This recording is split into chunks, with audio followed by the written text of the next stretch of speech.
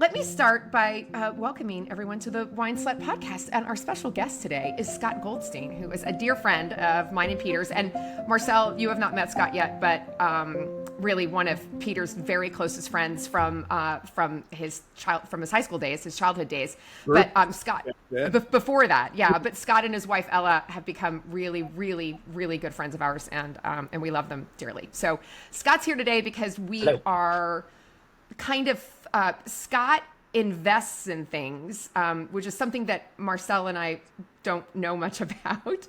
And we are thinking for the Wine Slut project that we are looking for investors. And this is not a pitch to you to give us money, Scott. This is Sure, a this isn't like a Shark Tank or like a backdoor way. I'm impressed yeah. because everyone This else is just because I feel like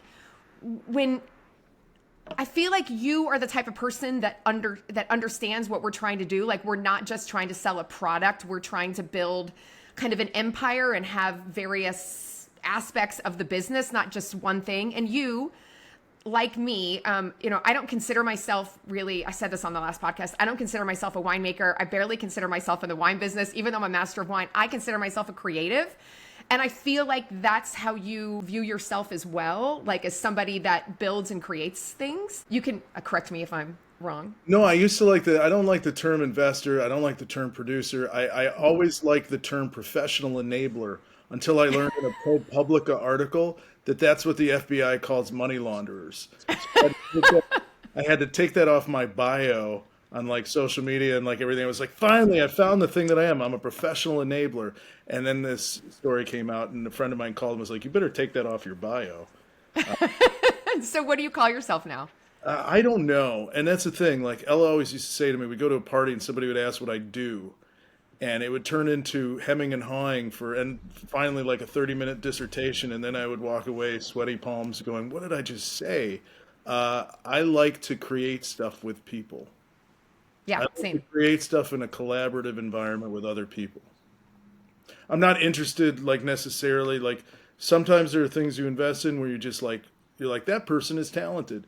But that's the thing, you're always investing in the people, not just the product. Like the product can be amazing and the people are terrible, so the business goes sideways or they don't know how to handle the product or they don't know how to handle themselves. So I just am fortunate enough in life to have come across really talented people. And when I meet somebody who's really talented and they also have the skill set that's necessary to create something and the demeanor to work with others, that's what I like. Yeah. Well, that's awesome. Yeah. So I think that's your elevator. That's your It's pretty good. not elevator pitch. That's what you do, right? Yeah, I guess it's easy. Sorry, I don't know why I Yeah. wasted so much time before. Yeah, so that's what I That's what you do. I love it. So we sent you, and I hope I didn't overwhelm you with that email because it was a lot to ask you to look through. But what when we're talking about growing Wine Slut, it's important for me that people know that we are creating a product, but what we also want to do is grow a community, and we want. As Marcel and I, one of the things that we talk about a lot is now that we're both in our 50s, that what we want to create is a joyful community, right? People that are connected to each other through pieces of joy. And whether that joy is like a YouTube series, whether it's the wine, whether it's like having the Wine Slut Frosé pouch or whatever it might be, it has to be about joy. And this is not like this is a sincere a sincere desire, I guess I'm saying. We're not just like, we want, all the buzzwords that became popular in investing, which was like, what was the word? Delight. We want to create delight. Remember when that was like, but for us, it really is like about, I feel like we suffer so much in our daily lives. Most of life is a disappointment. Like, can we just have one spark of joy during the day? And that's kind of what Wine Slut is about. Yeah, I think we want it to be joyful for consumers, but also for us in building this brand. Like it's like, a lot of times you build stuff you believe in, but like you said, you work with people, there's conflicts, things like that. Like this really is something that's supposed to be also a pleasurable, this is the fun side project you're supposed to have as a creative or an investor, that you can like brag to people about because it's just, hey, try this wine, and I really think that people today, like when they're choosing things to even wine to drink, they really, I think today they're much more sophisticated. They want to choose something that reflects their identity and also connects them to a community, like you're saying, Amy. And like if we can build a base for that, yeah, sure, that's based on bottles and wine. We can really expand out and have it be more about culture, merchandise, and also experiences. And there's all these other things that we want to do. But first, we want to build a solid foundation, and I think that's what we're trying to raise some money for, and to do it slowly, but specifically, not go crazy. Have it be really a community first marketing kind of pitch, so it builds organically. But anyway, go ahead, Amy. No, that I think that was all good. So as okay, this is what I want to ask you as someone who invests in things. When we are pitching to people, one of the things that I want to be clear is that we are not pitching $1 billion business. No one's making $1 billion here. That is not what we're doing. We're not pitching for that. What we want to do is to bring this collaborative environment that you talked about, for everyone to like have a really good time building this and to make some money, but not, we might, the whole company make a few $1,000,000. We're not talking billions of dollars. And what I A don't want year. to do is Wait. a year. Stop Yeah. you. What's the problem with that? So you'd like to make a few $1,000,000 a year, and how many people are in the company? 2, 3 with Peter, You 2.5. I don't think one, $1 billion, more money, more problems. In order to scale a business to that size, you'd have to get rid of all of the things that make what you do so appealing. You were talking about people being able to feel and enjoy the feeling. Well, they get that feeling if you're actually enjoying yourself. It's like when people see performers on stage, they can tell if the performers are going through the motion or if they're actually having a good time. And generally, when they're having a good time, people are like mirrors. If you're having a good time, if you smile at somebody, they smile back at you, right? I do feel like I should be copying. I really do feel like, since we're all in our 50s and we're all wearing glasses, except the problem with being in your 50s and having glasses is these aren't the right glasses for a screen. Yes. These are the ones to see far, not to see close. Yes. People can tell. And nobody needs $1 billion business. For you to create $1 billion business would be such an undertaking that you'd lose the spirit, the independent spirit, the joy. You'd have to allow a lot of other minds to come in and take over essentially what you're doing. So if you're talking about building a profitable business that only makes a few $1,000,000 a year, that's the dream of anybody.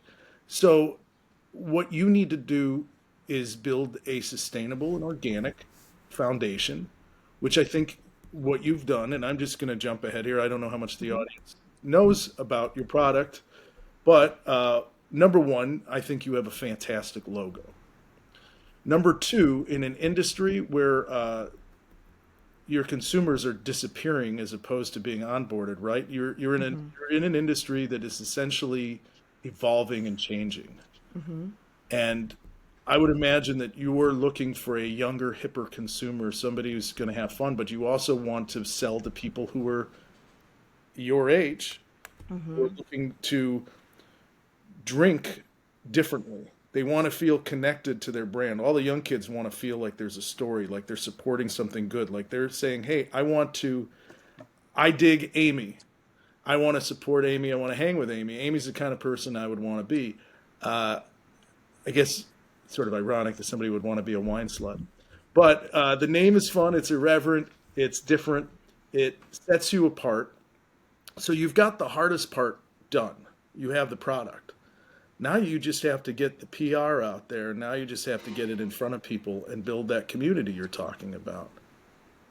So, I mean, I was talking to someone about your product, and I said, this should own brunch. Like, brunch should Especially in places like West Hollywood, right? Like we should be everywhere Yeah. in West should Hollywood. be everywhere. Yeah. If there's a bachelorette party and there's not a bottle of wine slut on the table, there's something wrong with you. You have to find, who is that demo? Who are you trying to talk to? Who do you want to be in your community? And I guess things are changing, right? Because you're not going to run a magazine ad. You're not going to have a print ad with a bunch of people sitting on a patio in the Hamptons guzzling wine slut. You're going to have an Instagram ad, or actually what you're going to have is people providing your content for you, right? You want your community to share their enjoyment with the rest of their community. Yeah. You Yeah, take, I'm just taking notes as we go along here taking notes. because you. We are recording it though. Yeah. Yeah, I know, but I can't. I know we're recording it, but this is just Yeah. like you have I'm these also, little sound bites that are really. yeah. Oh, you doing? Are you doing AI, Yeah, I'm Marcel? doing granola as well. Yeah. Okay. Okay, great. So, okay, good. I don't have to take notes then. That's great. No, because Scott, you have these really, these nice bites. Yeah. So, what do we? I would love to own brunch. I would really like that. I really like brunch. I would like Yeah. Wine Slut to be a part of every And brunch. everyone loves brunch. Yeah. Everyone loves brunch. Yeah. Everybody enjoys lunch. Yeah, one of the thoughts, Marcel and I just started talking about this. I mean, we guess we started talking about it a little bit last year, but really in the last few days, one of the things that we've been talking about is how do we expand the reach of Wine Slut outside of doing, like, Wine Slut just got distribution in Chicago, right? For instance, your hometown, Scott, and so what that entails is the distributor finding us or us reaching out to a distributor. We sell to a distributor for the wine. Let's say the Wine Slut. Let's just say the Wine Slut. Actually, they're all the same price, $132 a case, right? If we sell it at the tasting room, we make $300 a case. So when we sell it to a distributor, we make significantly less money. And then that distributor has to embody me in some way because of the Wine Slut name. It's because of the irreverence. If people don't know it's connected to me being a master of wine and kind of the joke around that, I think it might not sell as well. I don't know. We're waiting to see how some of this plays out. It's doing really well in Montana. We have a little distribution in Europe, in Sweden, right now, and we just had somebody from Finland come and taste the tasting room yesterday. So we have these traditional ways of distribution. That's not really how I think the wine business is going to grow in the future. Just from what you said, you read the doom and gloom about the wine business all the time. So one of the things that we have been talking about is, can I take our base of Holus Bolus right now, send something out to our very loyal wine club members with Holus Bolus and the Joy Fantastic and say, hey, if you want, have a party in your house. If I'm close enough, like I can show up, invite your friends. For every bottle that's sold, you get 10% on that. To have these ambassadors, not a marketing scheme. We're not asking people to recruit people, not a pyramid scheme. Have you heard of Herbalife? Yeah, no, this is not Herbalife. This is like, have a party. If I sell wine at that party, then they get 10%. They don't even need to tell their friends that they're getting 10%. And I'm not asking them to recruit anyone. So because this is what we would pay a salesperson in California. If we hire a salesperson to go out and sell wine, they would get 10% of everything they sold. But they would only be selling to restaurants and retailers. And I think Marcel and Peter and I would love to have the direct-to-consumer business. That said, a lot of people in the Holus Bolus Wine Club come to us at the tasting room and say, I have a great restaurant down the street. You guys should be in that restaurant. And what I want to say back to them is, go get the wines in that restaurant and we'll give you a commission just like we would as a regular salesperson, right? Well, I think so. Here's a couple ways to approach something like that with a loss leader mentality, right? Giving away the product at first in order to get sales down the road. Instead of saying, go get our wines in that restaurant, go to that restaurant and say, we'd love to collaborate with you on a Wine Slut brunch, right? You create that moment in the restaurant, because you're not going to be able to, if you're going to talk about scaling this up, to a multi-million-dollar business, you're not going to be able to go to each restaurant, right? That's going to end up costing you around the country. You can do it in a very small location, but start small, start with one restaurant, go in, have a Wine Slut brunch. Just start with that and then see how the restaurant likes it. Do they want to put your wine on the menu? Great. I know you still want to have direct to consumer, but I hate to use this word. I'm so sorry. Please forgive me. The synergy between you and the restaurant, right? The restaurants are also suffering as far as liquor sales go. Mm-hmm. Liquor sales are minuscule. I've had friends say, hey, put my beer in your restaurant. It's like beer sales are less than 1%. I mean, it is so tiny. So we should say, Scott, that you invest in a restaurant in Chicago called Daisy's. I'm a partner, yeah. Partner in Daisy's, yeah. And we'll be opening a new restaurant soon. More information to follow. The incentivizing the restaurant helps too, right? Because if you're just selling direct to consumer, you're ignoring the entire restaurant path. So you need to build multiple sales lanes. You need to have diversified sales, because then let's say restaurants drop off, direct to consumer picks up. But if you only have direct to consumer and that drops off, you don't have restaurants to pick up. I mean, creating a relationship with the restaurant, with the consumer, in the house, out of the house is great. Your Tupperware party idea is also terrific, right? And you don't even need to be there for that. And for your existing customers, for example, you could send them their usual shipment along with 2 bottles of wine slut, just as something, and then like a little guide to having a wine slut party in your own house. Yeah. And then like Okay. you can have the That's a good online idea. with you where you drop in. And that makes life a little easier for you because it spreads you out. Let's say you have a Holus Bolus customer in North Carolina. You're not going to just be able to hop on a plane, fly to their house, and maybe sell a case of wine. That's not going to be profitable for you. But if you can send 2 bottles along and then you jump on and you include maybe a recipe from a local restaurant for creating a brunch or creating a dinner and build a wine slut party, build your own party, then maybe there's something there. Maybe that's a way that you start to spread out in the direct to consumer model.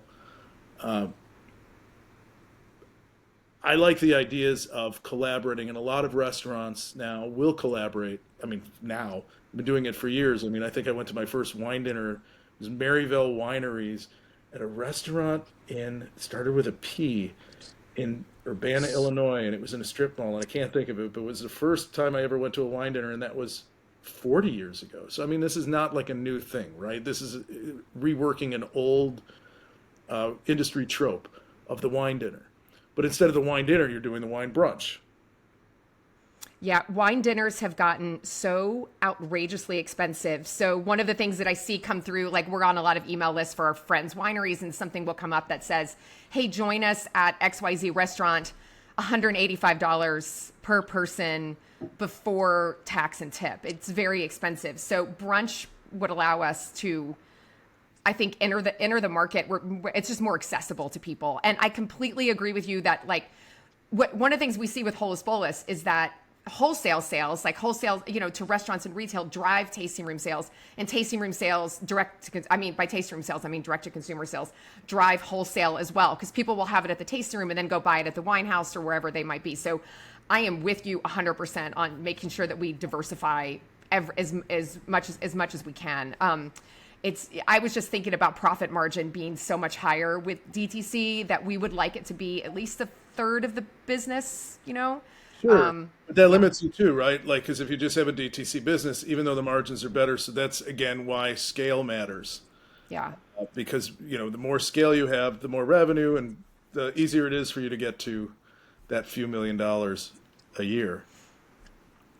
One of the things that we are hoping to do, and we put this in the pitch deck, is kind of, this year, our goal is to only make 500 cases of wine, which is about what we made last year, until we get a sales team in place. And I have been hesitant to, because I don't know what direction we're going in, to contact somebody, and particularly in wholesale. I think we could sell a lot of this wine in California. Right. And we have, I have a friend who was responsible for national sales for 2 very large brands, which I won't name on here, but Send them in the chat. okay. I just don't want, when we talked to her on the podcast, I just didn't want to kind of out her on that. And I think one of the things that she's been seeing with those brands that are so focused on these huge national sales is they get over leveraged really, really easily. And we were just reading an article this morning on a wine brand where Whole Foods committed a massive, to this massive quantity of wine, and then they pulled out the next year, and it leaves you in a real lurch as a winery, which is why if we stayed in California, it kind of, for the most part, we're already in other places, but it would, I think, allow us to grow the brand a little bit more, intentionally, I guess. You use the term empire, and Rome wasn't built in a day is a cliche Yeah. for a good reason. If you stay in California, you can go deep instead of wide. Yes. If one of the problems that people and mistakes they make is they think, they have an idea that's a multi-million or billion-dollar idea, and instantly they go, I want this to happen right now, real fast. They overexpand, like you said, over-leveraged, borrowing costs get out of hand. All of a sudden you hit a rough patch in the economy, a rough patch in business, and you can't afford to keep yourself in business. So if you're looking down the horizon now, you're in your 50s now, early 50s, a decade. 51. Yeah, very early. I'm barely 50. I said to somebody the other day, I'm in my mid 50s. They said, "How old are you?" And I said 51, and I felt like such a jagoff. Which is, sorry for your non-Chicago viewers, is not a swear word. Um, you you have to you have to think of this. Where am I going to be in 10 years? And if you're in 10 states in 10 years, is that a success? Like if you took time to build out California, you said things are going well in Montana, you have distributorship in Illinois. If you decide to go at all these markets all at once, you will have to hire a huge sales team. But what if you didn't have to hire a huge sales team?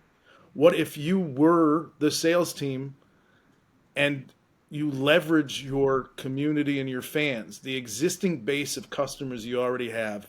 You should consider those easily convertible customers. If they're already buying wine from you and they're already trusting you, then it should be easy to convert 10% of those sales to Wine Slut and see what happens there. And maybe it's something like you have an incentive thing, like send a case of Wine Slut to your friends for 20% off. I know full disclosure, I've sent friends Wine Slut. Yeah, Marcel, Scott is also a customer. They buy a case of Leo Nice. like buy a case of Wine Slut Rosé every year. I did, Yeah. and I did buy a case of wine. Humble brag, I'm a member of the Commandery de Bordeaux, and I did send our commandeur, or what's his name, our Padron, the big shot, the number one dude. I sent him a case of your wine, and I threw in a couple of Wine Slut bottles because one, I know he has a sense of humor, and two, I actually think it's a really great value proposition. I think it's a great logo. I think it's a great story, and I think it differentiates itself. It's not like a celebrity labeled bottle of wine. It's not a You politically. don't consider me a bit of a celebrity? You're a celebrity, but it's like we call it a micro I'm a celebrity. legend in my own mind. That works. But I think, you know, you can go slow and build out strong and build a loyal following that will keep you at a steady level while you build organically. So you're building right now, you're in the foundation period, right? Oh God, here's another, you want another cliched analogy? I will want all cliches. You're building a house. If you build the house without a foundation, what happens to the house? The first rains come and it ends up sinking into a pit. So you first have to build out the foundation of this, and then you can build the house, and then you can build the development around the house. Then you can build the neighborhood, and then you build the city. So you have to start with the simple things first, which is to create a really rabid consumer base that does not ever want you to go out of business, that needs your product, that feels like their product helps to define who they are, that becomes something that they can't cut out when things get tough, that becomes something that does spark that joy, that becomes something that they do love to send their friends every year for Christmas, or that they love to send when they know somebody's getting married, having a baby, having a communion, confirmation, a bar mitzvah, whatever it is. That's the gift that they send. That it's something that becomes a must have, that they feel not only connected to the brand, but to you as a producer, which leads me to another question. Do you want to build this out to be a durable business for yourself, or are you building this for acquisition? Do you see yourself selling this to a larger, like a Constellation or a larger wine company, or is this something that you plan on keeping and having for yourself for the next 20 to 30 years and then beyond? Are you When I'm creating? 81, my God, I mean, in this economy, you never my know. liver will be cooked by then. Yeah. Yeah. That's a really good question, and something that Marcel and I have talked about a lot. The original idea was that in 5 to 10 years that there would be an acquisition after we had built up a very good business, and that's so that we could kind of then take the business to the next level. That said, things in the wine business have changed so drastically in the last year. News yesterday of RNDC, which is a major distributor in the United States, a national distributor, they're leaving California altogether. They're dropping all of their brands. They're getting out. What we saw was like the wine business expand, and now it's contracting. And when I spoke to my friend that I talked to, who was this national sales manager, her name is Kara. Her prediction was we're gonna stop. People aren't acquiring people right now. All of us smaller wine brands are going to become dependent on middle distributors, right? The ones that are not Constellation, but the ones that are statewide. Like for instance, our distributor in Montana, which sells Budweiser, but they also sell Holus Bolus and Wine Slut and other things. Like they are really well diversified, but they are relatively small in the grand scheme of things. They're very big in Montana, but that is it. So I think we're less focused on acquisition. Go ahead, Marcel. I'm sorry. I was going to say, and that's also who I think will work with us and who we'd want. Right. We're not, I think even yes, we talked about a big acquisition at the end. Things might change in 5 or 10 years, obviously, but I think like our niche is like those are the kind of people we want to, I think will help us grow, really. They're smaller, they're more focused. We're the weird small thing that doesn't have to sell huge volumes, just has to sort of sell enough to fill out the portfolio, and that's exactly what we want. And I love this idea of focusing on California because like we can then really make our small team physically be everywhere. We can go anywhere in California, that we have to, and like that's a real advantage I think there too. I don't know if you remember in the 1980s, Coors was a big deal.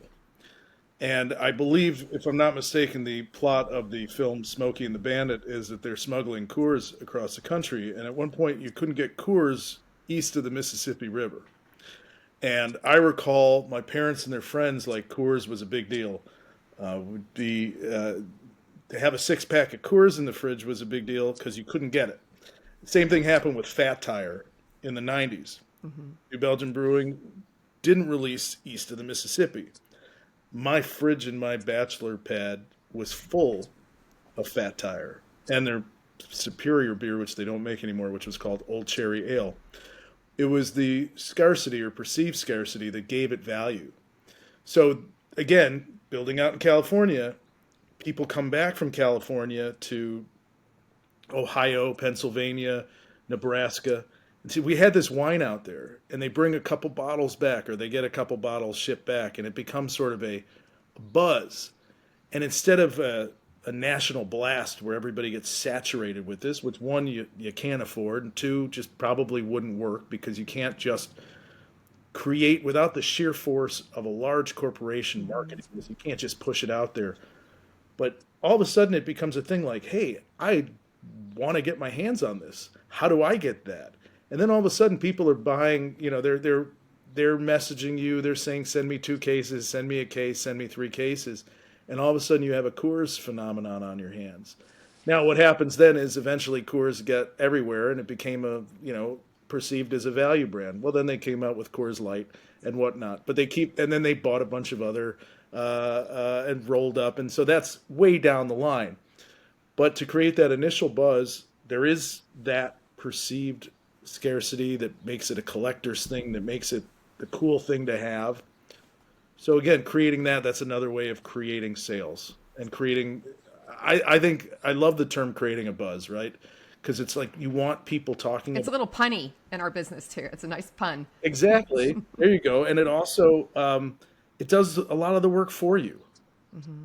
Instead of me having to tell you how cool this thing is, if I'm telling you over and over how cool this thing I made is, you're eventually going to be like, that guy won't shut the fuck up. I'm sorry. Can I say, yeah? Yeah. Oh, yeah. There's so much cursing on this. He can't shut the fuck up about his own stupid product. I'm tired of hearing him talk about his product. But if everybody else in the room is saying, hey, that dude over there has this product and you would not believe how great it is, then everybody wants a piece of it. So that's another part of building a brand. If you have to tell everybody how great it is, they're going to get tired of you. But if everybody else says how great it is, then everybody wants a piece of it. So. Yeah. The scarcity thing is, Peter hates it when we sell out. Like we'll sell out of a wine that's on a restaurant wine list, like a Holus Bolus Syrah.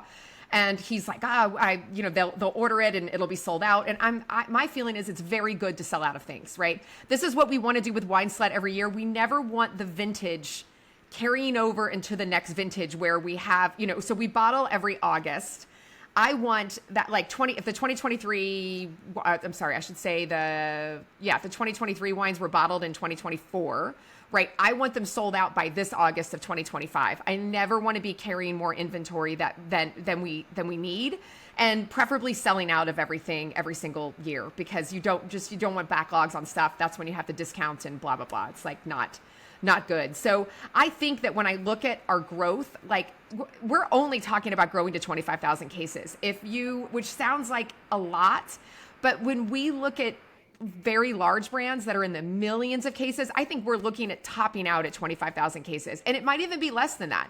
Maybe we don't need to make, the company doesn't need to make $3 million every year. Maybe we top out at 10,000 cases. I never want us to get behind on a vintage. That's because Peter and I have done it. It's terrifying. Like in 2008, when the economy took a real turn, it took us a lot longer to sell that wine, and we don't want to be in that position. The other good thing about Wine Slut in terms of a brand and making the wine is that we're really flexible. We don't, like Peter and I sign long-term grape contracts that we are basically obligated to every year. We will never do that with Wine Slut.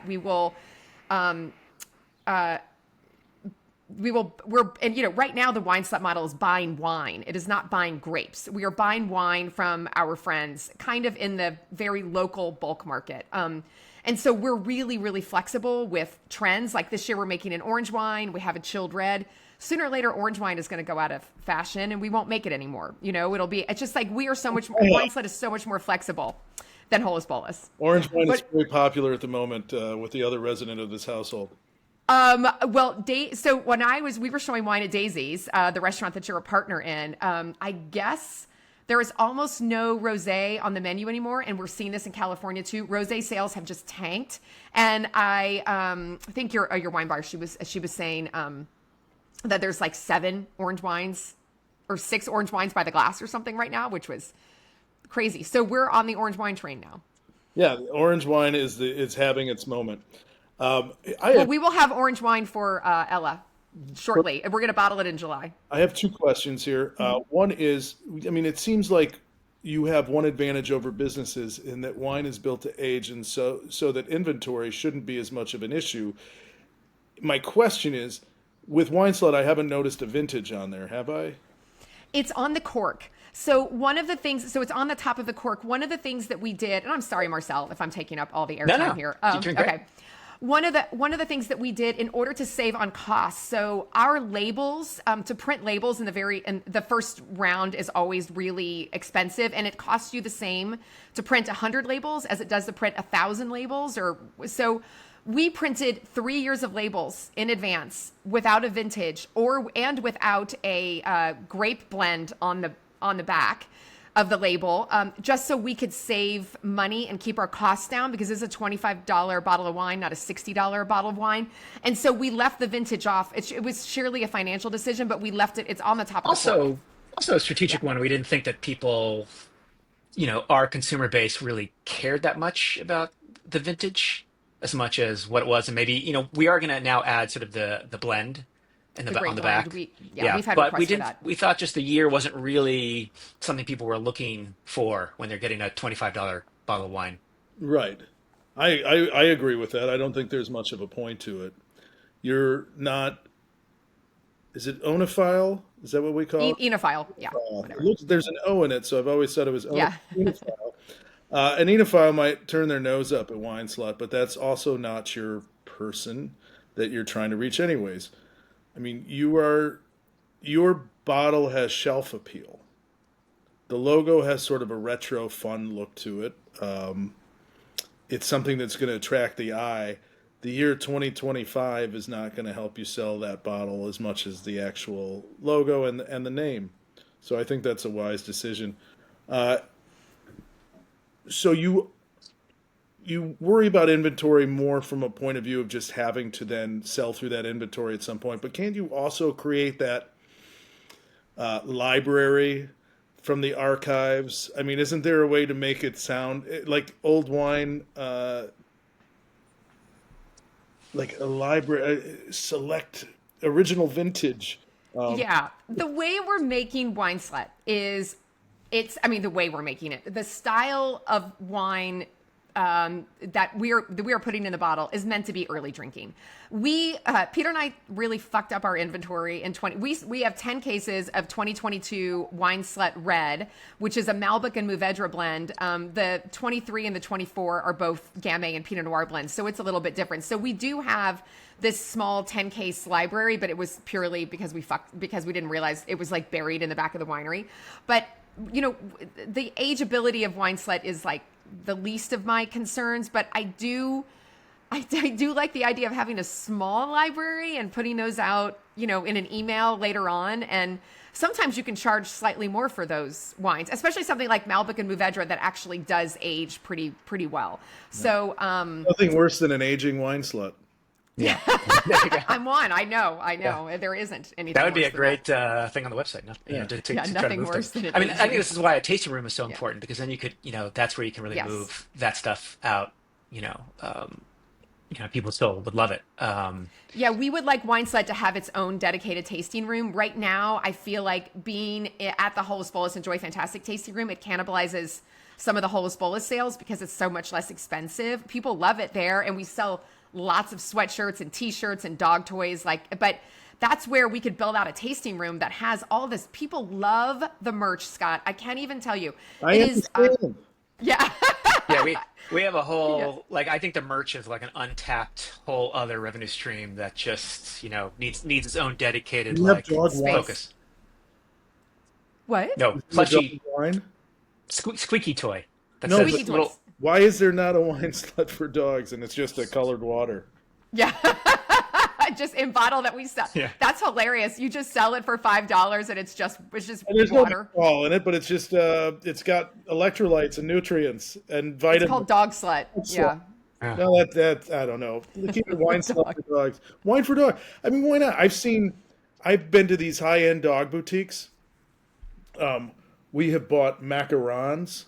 We have bought like high-end appetizer cheese, like charcuterie boxes. So I happen to know of a place. If you do make it, I'll try to make the connection. I don't want to give them a free plug here, but they do sell charcuterie boxes for dogs. I am sure that if you were to make a mini bottle of Wine Slut for dogs that happen to have electrolytes and nutrients in it, why not? Yeah, that's really funny. It's really cute. That's very funny. I like it a lot. Energy word, but you can sell them yourself at the boutique. Yeah. I understand your enthusiasm here. And your email was long and detailed. And no, my big thing is I think it's fantastic. The biggest challenge is to put one foot in front of the other slowly and to build this out. But if merch is what's drawing people to the product, then focus on what your big sellers are. I'm sure we have a couple of the t-shirts. You have hats? No, but we need hats. People ask for hats all the time. Yeah. Let's do wine openers.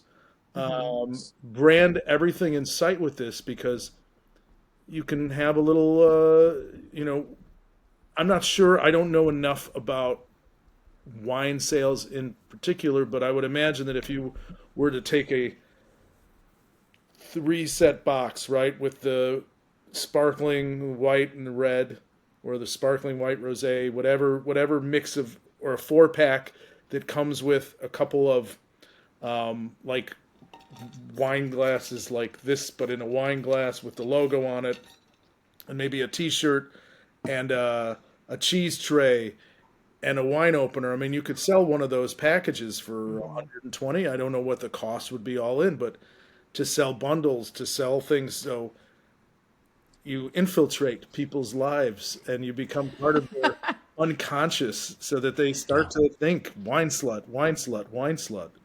Yeah, And they Marcel become builds walking up. Marcel ambassadors, does. Yeah, Marcel does all of our creative and has done the website and one of the things that that's going to appear on the website shortly, as soon as we can get it together, is a gift box for, and we'll send out emails around Christmas and Valentine's Day, whatever the holiday is. You have my address. I have your address.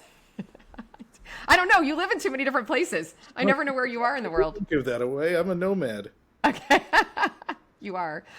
So wait, so Scott, one other thing that I want to say before we will let you go off of here. So when Marcel and I talk about growth, our biggest limiting factor is that we have Peter to help us with the winemaking in the winery, like when we need to bottle, like and all of that. But from the growth standpoint, from the sales standpoint, from the creative standpoint, from the just getting the tech together on the website, it is just the two of us. So we were paying in wine a young woman named Haley Ennis, who actually works for Momofuku, and she was helping us with our marketing. But there does come a point of time where people don't want to work for wine. People want to get paid, and we have a list of people. It's in the pitch deck who are very enthusiastic, but I don't know how to start paying people without having an investor. And we're not even, I guess what I'm asking I will is say we're that trying a large yeah, part of our investment in year 1 and 2 goes towards just paying a small team to actually do the stuff every day and push it out. And I don't know how unattractive that might be to an investor or not, but that's really yeah, fundamentally like it starts to even out and then overcomes itself. But that's really what the first year or two, like, well, where we need money. Are you yeah. paying And yourselves right now? no, I'm getting paid a Sweat little equity. bit, but it all goes into Holus Bolus. Marcel is working entirely for free. So right now, Holus Bolus owns Wine Slut. The idea would be to separate those two in terms of their licensing and everything, or it does stay under the Holus Bolus bond, and we figure out we would pay Wine Slut would pay Holus Bolus a fee for like bottling the wine, and that would be kind of Peter's payment in it. So right now, the only way I'm being paid is that all the sales for Wine Slut go into the Holus Bolus bank account right now. So that would be a problem for an investor generally, because an investor would be like, well, what portion am I getting of that, and how are you giving equity in that business to the investor? Yeah, we need to separate. We will, when that time comes, we can separate the two. And currently, you and Peter have who has you have 100% equity in Holus Bolus, or have you sold pieces of the equity? No. We're it's just two of 100%. us. Okay. Yeah. So yeah, you'd have to create that new entity so that you would be able to protect your legacy business, right? You want to keep Yeah. Holus Bolus separate. And I assume, as an ongoing concern, Holus Bolus is doing well enough to be independent from this. Yeah. Oh, yeah. And because Holus Bolus right now, Wine Slut it's not a liability. I'm not going to say that because we do make money, but it is a capital liability in terms of Holus Bolus right now for Wine Slut has to put out the cost of the wine, the cost of bottling, and because the sales, because you have to, you have to hold on to the inventory for almost a full year. Like you pay for the wine and then it ages in barrel for 6 months to a year. Then you pay for the bottling fees and then you take a year to sell that wine. Does that make sense? It's not Yeah, like there's a huge yeah, lag. There's a huge yeah, lag time. So Holus Bolus is taking that debt, so to speak, of Wine Slut until it makes makes the money back from it right. So there's no earlier cash flow off that for a long time. That's a real for drag. about a year. Yeah. Okay. So that's where you need the capitalization, is to get through those lag periods. Yeah. And So and yeah, really just ask, separate the tasting what are you rooms. willing to? So you have this business. Let's say you create this separate entity for Wine Slut. How much of the business are you looking to sell? And are you looking to make sure that you always own 50.1% of the company so that you maintain control? These are things to start thinking about, like how much Yeah. of the equity are you willing to sell? What kind of valuation are you willing to put on the business? Um, I mean, how much, may I ask this question? I know it's a public forum of sorts, but It's okay. what would you value your company at right now? What do you value Wine Slut at? So I would say, oh, go ahead, Marcel. You can answer this. Well, I was going to say, like like in our current financials, which is obviously a fluid document, like we're offering 20% for 1.3 million, and that's based on a post money valuation of 7.23 million, which is the 25,000 cases by year 5. The business breaks even by year 3 and starts to turn a profit in year 4, and then a significant profit in year 5. This is also, though, putting all the money back into the business as it grows. Um, you know, that's obviously that's our starting point essentially. We were offering more than the financial models say we should offer, but we know just it's a small brand. We don't, like we said, we don't want to get huge. So we realize we have to give away probably more than we want. I think we do want to maintain you, Amy, 51%. So you always retain sort of creative control of it. I'm not sure why an investor would want you not to do that because you are the face of the brand and, you know, building you up builds the brand out. So that's kind of where we've started. So you believe in year 5 you'll be doing 7.23 million in sales, or that will be your net revenue? In year five, we have a net profit of 2.75 million. Okay. The revenue is 7 million. Because what the investor will care about is not so much that top line as that bottom line. That 2.75 is really what matters. Okay. Yeah. When you think about that, like, gross revenue is, you could build sales to $15 million, and if you're not making a dime, then it's not worth anything. Then it's just uh, much ado about nothing. But if that bottom line, that 275 is where your investors are that's what they're gonna base everything on. Are they patient enough to get to year 5 for their 20% of that 2.75 million? Because that's Yeah. really, are you going to be returning that in dividends to them? That's another thing they're going to look at. Are they going to get cash payments? Again, are they waiting for an acquisition, liquidation, whatever it is? Liquidation in the wine business. I guess that's another pun. But yeah, you have to be pragmatic and you have to be realistic and you have to understand that a lot of people are not going to want to invest in the wine business. The wine business, along with the restaurant business, movies, these are things that are viewed as not profit making. So that's going to be your biggest challenge. So again, the way I would frame it to an investor is you're not investing in a wine company, you're investing in a lifestyle company. You're investing in a brand that goes beyond just the wine. And that's basically what your email is saying. You are more than a wine business. You are something that becomes part of somebody's life, and you exist beyond just the confines of a liquor store or a shipment that comes to a customer. So Yes. if I And were pitching it, I would focus on that element. okay. To answer your question, profitability for Wine Sled right now, I think I have to kind of average what we're selling wholesale and what we're selling direct in the tasting room, and I would say it's somewhere around $30,000 a year that Hollis Bowles is now bringing in from Wine Sled for making all of 400 cases or something like What that. do you say So, percentage your profit margin is? what's the percentage? Yeah, Oh like my what's gosh. what your net is. Not the That is profit. So like for instance, like if I'm just pulled up a spreadsheet here, if I'm looking at our 2024 rosé, if after all of our costs, right, our profit if we sold it all direct would be $22,000. Our profit if we sold it all wholesale would be $7,500. That's if we sold it to restaurants and retail. So there's a significant difference between our our DTC profit and our wholesale profit. If we sell it, for instance, all in Chicago, we only make about $3,800. So it's significant difference in profit between those different avenues. But if I average them all together, I would say that our profit is around $10,000 per year per SKU right now. Okay, and you have 4 SKUs. Yeah. Okay, so $40,000 you'll make this year off of it. Off of what in sales? Off of what is our revenue? Yeah, Yeah. Oh gosh. just curious. I know you're wearing a Francis Parker shirt, so math might be hard for you, but Hey, I didn't go to Parker.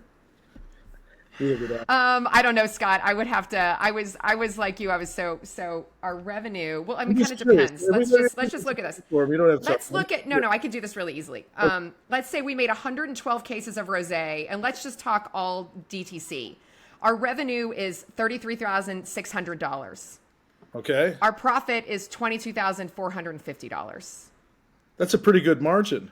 Yeah, it's a good margin, but it's way less good when we start going down the selling it So to you have to restaurants and figure out retailers. you have to figure out your blended margin, right? Yeah. What your sweet Yeah. spot is.